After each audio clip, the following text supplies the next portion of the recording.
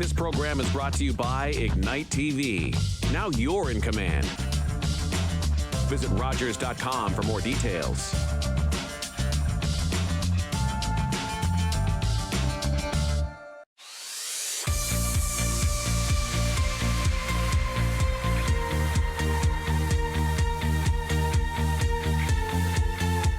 Welcome to Community Close-Up. I'm your host, Sharen Skelly, and with me today is Lorne Pawis, and he is the Cultural Resources Coordinator at Mawikwadong Family Resource Center. And welcome. Thank you. Thank you for having me. And Lorne, you are a wealth of information for our viewers, and I'm going to ask you about whole lot of things. But specifically, I wanted to have you on to tell us about how our friends and neighbors from the Ojibwe community celebrate what's coming up for us, which is, you know, the Christian holiday of Christmas. But what you and your friends and neighbors do around this time of year, which I don't know if you would celebrate some sort of holiday, or if there's something that you celebrate at this time of year, the calendar year, this sort of, this time in the setting of the moon or the lunar year. What do you do this time of year? Do you have any sort of traditions? Yeah, so as Anishinaabe people of this territory, the Ojibwe people, we were taught that we were to have ceremonies throughout the ceremonies that we do throughout the summer, sweat lodges. But the winter time is our teaching time. That's when the spirits, when that blanket of snow comes onto our Mother Earth, and the spirits they fall asleep, and that's our time to, like, as starting from the winter solstice, we'll have a ceremony where we lay those spirits to sleep, and we'll gather together as family and as community. And then we'll have a teaching lodge. It's almost like a long house kind of a build, and we're going there, we do teachings about a lot of our ceremonies and what we did throughout the years and what we did throughout the summer. We'll gather together like that, and we'll still practice those ways and teach those ways in that way. And everything that we harvest throughout the summer and throughout the fall, spring, that's when we feast. And that's kind of given back to our people, and that's kind of a way of, like, what is the Christian way. It was Christmas, but our ways is that we will gather together as family. So I do celebrate that, coming together as family and gifting. I don't look at it as a Christmas kind of way. I look at it as we used to a long time ago. When then we'll do that feast in that winter solstice, and that's what we will do. That was our kind of a way of as Christmas for Anishinaabe people. Yeah, like giving thanks for all the things that you've had from Mother Earth, or that the earth and the waters have given you. Like, you've been hunting, you've been fishing, you've been I don't know if you farm or if you gather. You've been gathering, so you've been working really hard, and now you do some rest, and you also have time for reflection. And like you say, you teach, because you also have to teach your young people how to do some things because they learn from you, right? Yeah. And one thing, I was thinking about this show today, and wondering, or reflecting myself.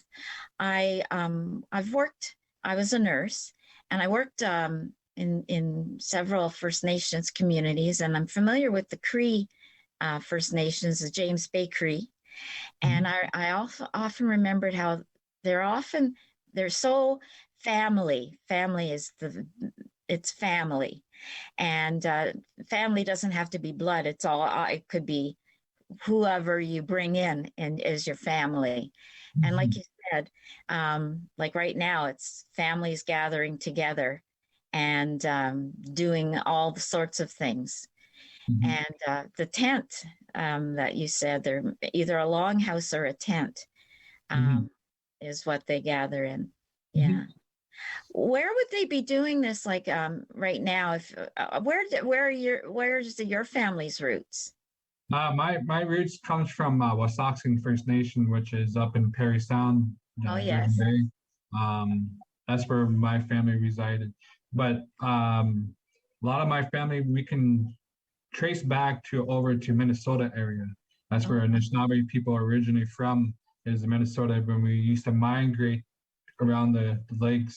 And so like my family, we can trace back to Minnesota, kind of around that place where a lot of the Ojibwe people or Anishinaabe people would come from. Because we also have like Potawatomi, and we have Odawa, and we have other, um, there's other tribes, like you said, but we adapted into just being called Anishinaabe. That's what that means, the people, the kind people. mhm. Um, and we're the same way too. We adopt people like we're all family. When we go into ceremony, you become a part of my family, and I'll treat you as well as I would with my family. And I learned too, as even me only being the Anishinaabe, but I learned Cree ways too. Like I learned from people from James Bay Cree people, and I learned their ways. And like now I'm also a powwow singer, dancer, but also too, I tend to round dances where it comes from the Plain Cree people. So the winter time, that's now what I look at it. That's what I do. With winter time, I will go to these round dances in the winter time because that's their ceremonies. That's the Plain Crees people ceremonies. So I continue to do ceremony throughout the winter. So it's a different experience and everything else that I went to go learn because um, I learned this way of life since I was 5 years old, and I continued it. I'm 30 now, so I've been living this life for 25 years, and I'm still learning as well, I'm enjoying learning our culture and also teaching our culture, and to be working in this spot where I am today. Now, who you're fortunate because like we are hearing, a lot of people didn't learn their culture, and that's a crime. Who Mhm. taught you all these things? There is a few people. I had a lot of teachers growing up.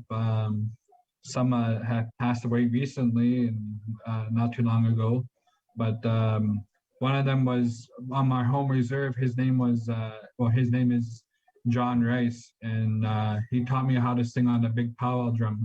We had a big drum at our elementary school, and that's who taught me. That's where it got me into it. Um, then there's other ceremonies, and then I started going venture off to going into my first sweat when I was 7 years old, and it was run by a man named Merle Pegamagababa. He passed away not too long ago. Oh, Um, that's who taught me more about the ceremony way of life. And then we ventured off to go into powwows, and since then I've been going to powwows. And then when I was about 11 years old, maybe 12, I started again to go into round dance ceremonies. And the person that taught me about that was Kirby Mianscom. He lives up in North Bay, but he's from James Bay area. So I had all these mentors, all these teachers that helped me to teach me to help teach people. yes, because it's as I was saying before, um, at this period of time in the year is when you can teach, especially the Mhm. younger generation, because they need to learn. I mean, you've been robbed of all of this knowledge, and it's important that this body of knowledge gets shared because we have to learn. They have to learn all of these things that a generation missed, or Yeah. two or three generations missed. So Yeah. they have to get passed on. What about the language? How did you learned Ojibwe? Yeah, Ojibwe. Yeah. Yeah. How did you learn your language? Who taught you? My grandmother, who taught me, I would go to her place every Sunday with my dad, and her and her sister will be sitting at the table, and they'll be speaking Anishinaabe Moan, that's the Ojibwe language, and we'll kind of pick up here and there. And one of their other sisters used to teach at the school the language in elementary school. So that's where I learned is on my reserve. We had an elementary school, and we had the language. We had all those things that they couldn't have a long time ago. So, but even for them to teach us, like, even though we were kids, they didn't think that we were listening. We were actually listening to them to speak the language, and we did pick up here and there or what they were talking about. And when they laughed, we would laugh, and they probably thought we weren't listening to them, and they're probably just thinking, well, they're just laughing because we're laughing. But no, we understood. I can understand the language, but for me to speak it fluently is not my best kind of a thing. Subject kind of. I know the language. I know what they're talking about, but it's just me speaking it and remembering it in my mind, because I have a lot of things that goes on. Like I'm a song carrier for these drums, and for ceremony songs. So like I have a lot of knowledge, and it's like to keep everything in my head is like, people ask me, well, how many songs do you know? How many things do you know? I was like, I lose count. Like I can't put pen down where everything where like.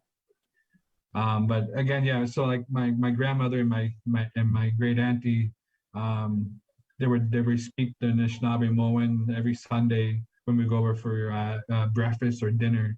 So thanks to them, I do know the little bit as I do. Well, now how did they learn? They would have been they didn't go to residential school? My grandmother and they did, but my grandmother was hidden for a while, and she only went through there for just a little bit at a residential school. But so she was able to remember the language because that's what all her parents. That's so they're fluent into the language. So she remembers everything. So even though they went to residential school, they still remember. It's kind of like it's still like it's really strong in their mind of the language. And the only thing that switched was going to the residential school, but they still had the language in their mind. She's finally remembering everything. And there are either of them still around? My grandmother is still around. My great aunties, they passed not too long ago. How old's your grandma? She'll be 70. I'm not saying her age. She's I don't still think young. She's still young. We won't say. Yeah, she's still young. Shout out to your grandma. She's still young. Yes. She sounds like a remarkable woman. Oh, yeah, she is. Oh, we gotta love grandma. Oh, Gotta yeah. love your grandma. Is she a good cook? Yes, she is. But right now she doesn't cook as much as she used to. But every Sunday we will have like a nice big spread of like eggs and bacon, sausages, and toast, porridge, you name it. And supper time she'll have like chilies. She'll make gone. She'll make all the traditional foods that you were used to have like in our peoples. And she was just a lovely cook. If she can cook again, she said that I would cook, but she said she's getting at that age where it's like, I don't want to cook anymore. It's time for the younger ones to cook. So yeah. So we'll that's a good segue. Did she pass on any of the traditional dishes on to the younger ones? Yeah, so she passed on like everybody makes their own different style of scone, and like, everybody has their own ingredient. Like it's same ingredients, but they pass on how you make it. That's the key, is how you make the scone, how you make that, and what flour to use, what oil to use, what you use to, you know. So she did pass down a lot of her ingredients that she had, like with the, with some of the dishes, how she makes wild game with, she put maple syrup on it and brown Oh, sugar, and she'll marinate that for a while. wow. And it takes down that wild game taste. Ah, So she taught me that. Like, so yeah, like she passed down a lot of stuff to her ways, and she even has a cookbook back at home. And yeah. now do the kids watch you guys cook? Do the youngers watch you guys cook? Um, if we can get together, yeah, they'll watch us cook, and they'll watch us how we used to do things a long time ago. But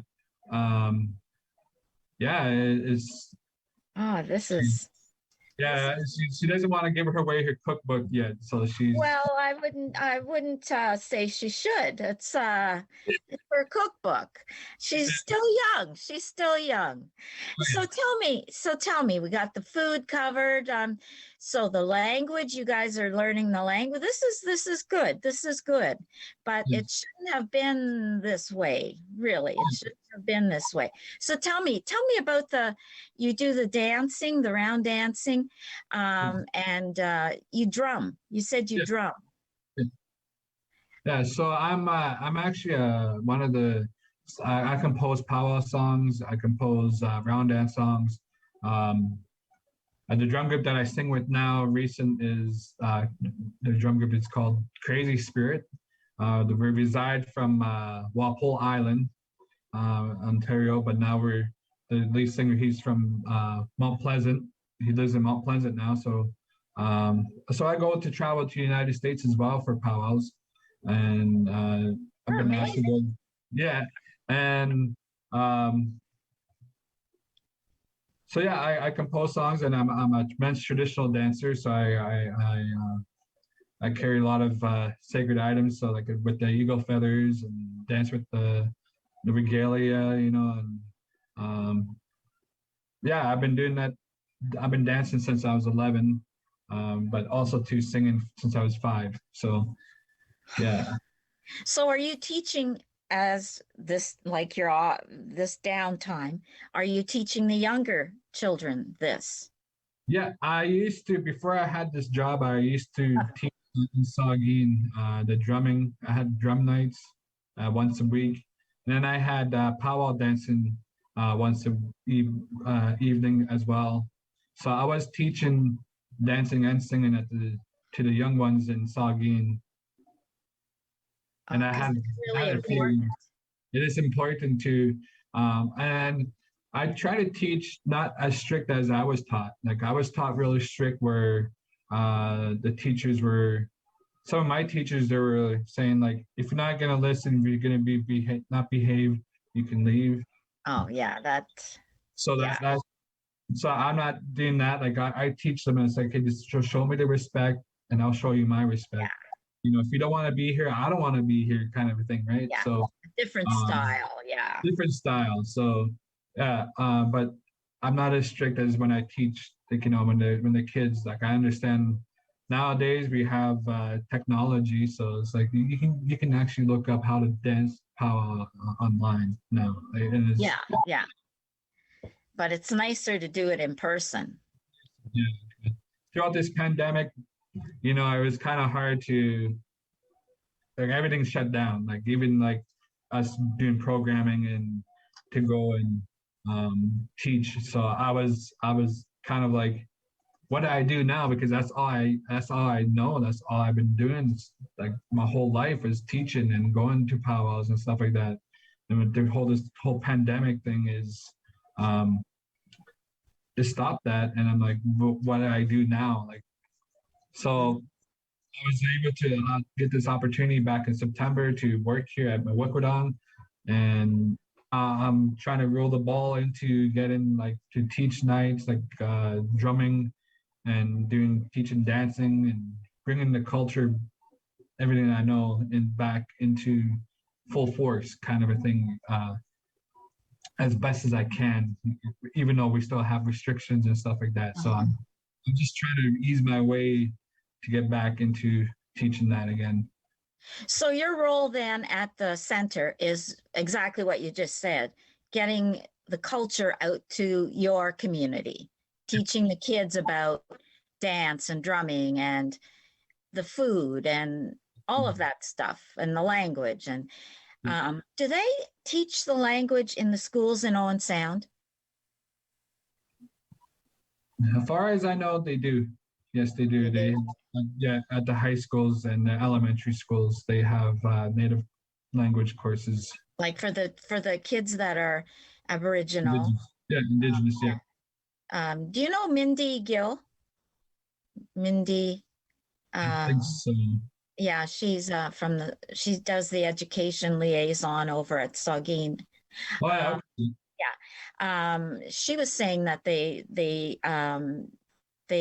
teach them in the elementary schools over in I think GC Houston and over in but they do it like at grade 3 and up. But they miss the little ones. The little ones, yeah, like doesn't make sense. Like you'd think they do the younger ones. I don't know, but still they're getting it. But I think they should get it. Like we teach kids French in kindergarten. Yeah, like, back in why my not teach them Ojibwe? Yeah, back in my home reserve, we started even in daycare. Like school. Yeah. We were being taught the language, like just to introduce yourself into, you know, simple words, is, you know, spoon, forks, and stuff like that. Like, well, I mean, we're an official bilingual country, French and English. But if you are bilingual in Ojibwe and English, then you should be taught Ojibwe in daycare and in school. That's just what I think. Yeah, I think a lot of. There's my rant for the day. I don't know, but that's just me. Yeah, I think if you have schools on the reserve, that there is mandatory to have the language from daycare till. Well, I think it should be anywhere. If they're not on the reserve or off the reserve, they should be taught. Yeah. That's just me. Because we're going to say that we took children off and put them in residential schools and robbed them of their language. Now we're going to give them back their language, and that means teaching them back their language starting kindergarten. Yeah. I like your idea. Well, I think that's what we should do. Didn't we say we were going to make reparations? That's the reparation. Teach them their language.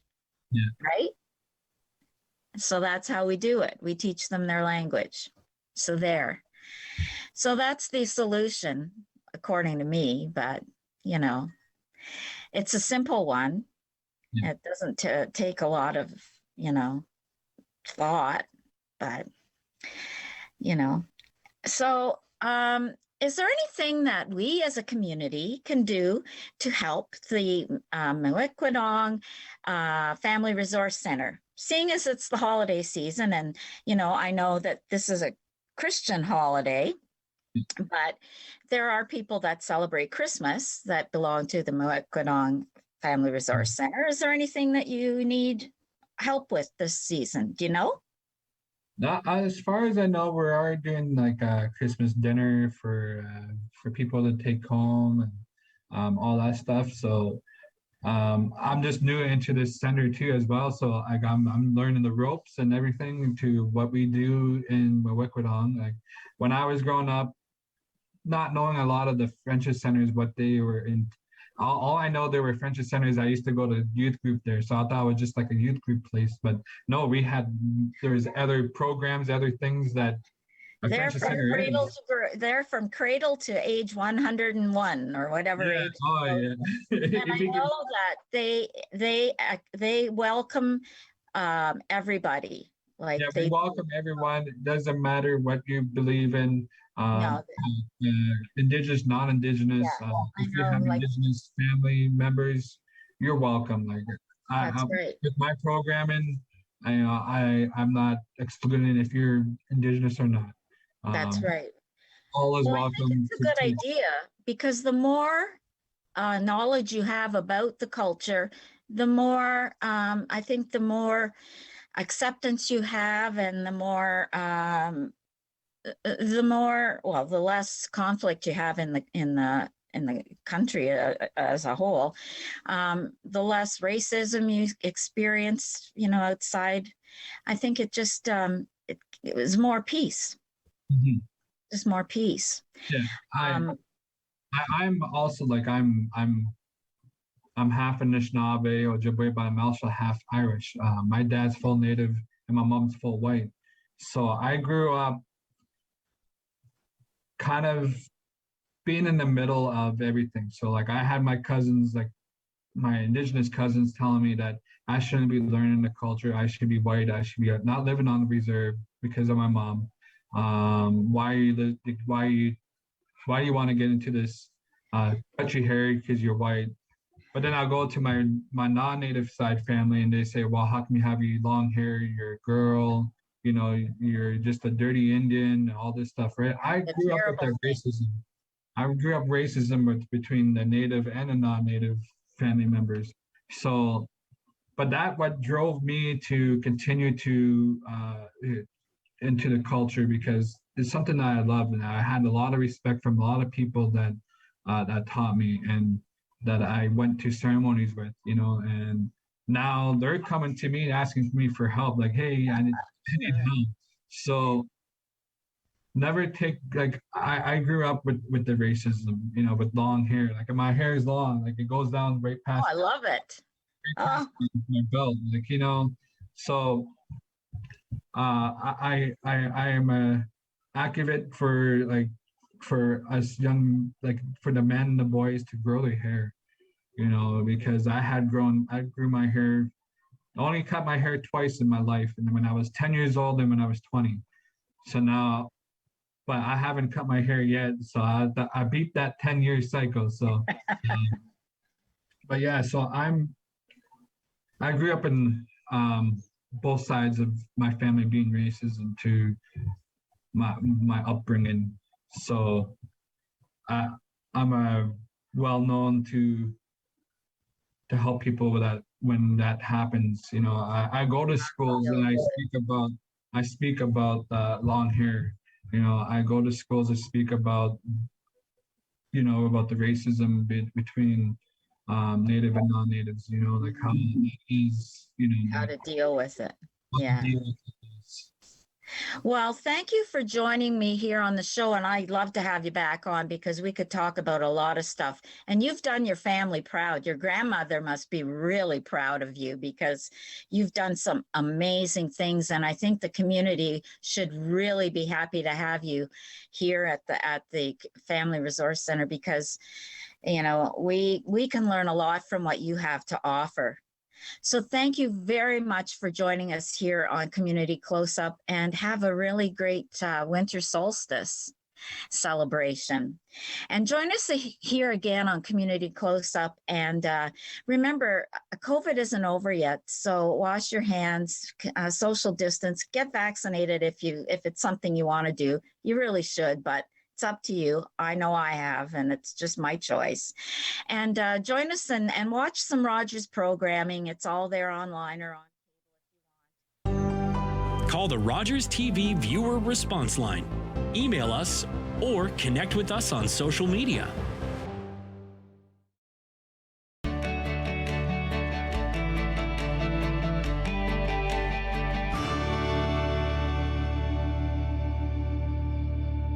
October 5th, 2014, my daughter was hit by a train. She was walking along the sides of the tracks, and it shattered her world. Wait a minute, what year is it? Monday, January 2nd. If you don't keep making it through these leaps, you will get stuck in the past. How did you do that? Magic.